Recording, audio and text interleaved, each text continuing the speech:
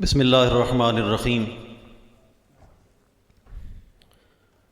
اللہم صلی وسلم علی سیدنا محمد وعلی آلہ وصحبہ وبارک وسلم۔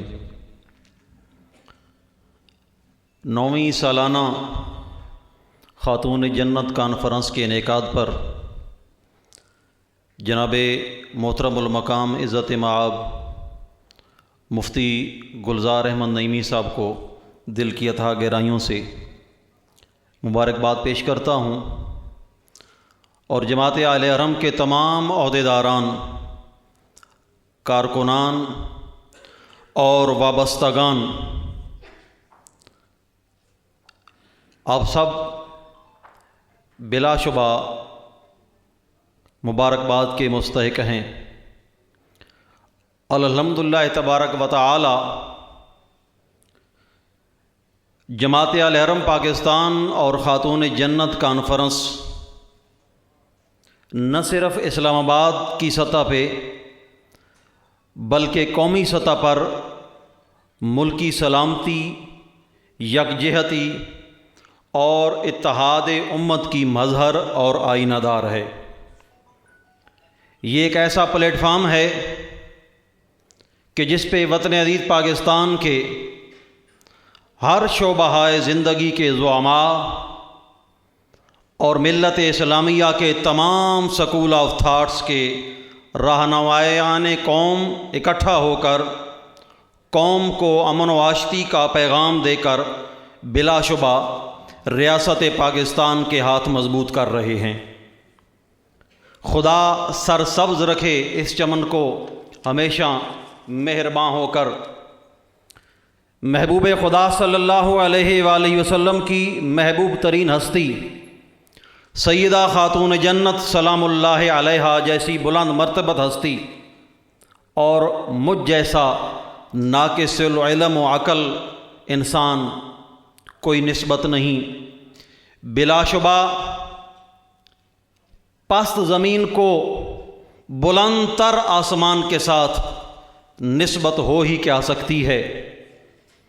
اللہ تبارک و تعالی ہی اپنے محبوب کریم صلی اللہ علیہ وآلہ وسلم کی محبوب صاحبزادی کی عظمت و شان کا علم رکھنے والا ہے۔ اگرچہ حضرت غالب نے کچھ یوں کہا تھا کہ غالب ثنائے خواجہ بے یزداں گذاشتیم کہ آن ذات پاک مرتبہ دانے محمد است۔ یہاں جدید و قدیمی علوم کے کوہ گراں موجود ہیں۔ ان کی موجودگی میں کچھ یوں جسارت کرنا چاہتا ہوں کہ غالب ثنائے سیدہ بے یزداں گذاشتیم، غالب ثنائے سیدہ بے یزداں گذاشتیم کہ آن ذات پاک ہی مرتبہ دانے سید است۔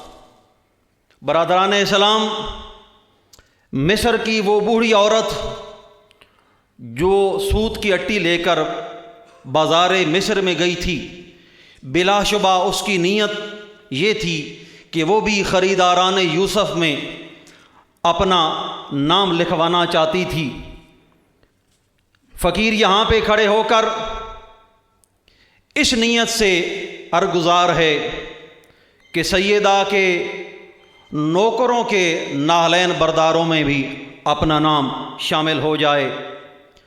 مریم از یک نسبت عیسیٰ عزیز، از سے نسبت حضرت زہرا عزیز، نور چشم رحمت للعالمین، امام اولین و آخرین، بانوے تاجدار حل عطا، مرتضی مشکل کشا شیر خدا، مادر مرکز پرکار عشق، مادر کاروان سالار عشق، رشتہ آئین حق زنجیر پاست، پاسے مصطفیٰ پاسے فرمان جناب مصطفیٰ است، ورنہ گرد تربتش گردیدی میں سجدہ برخا کے پاشید میں۔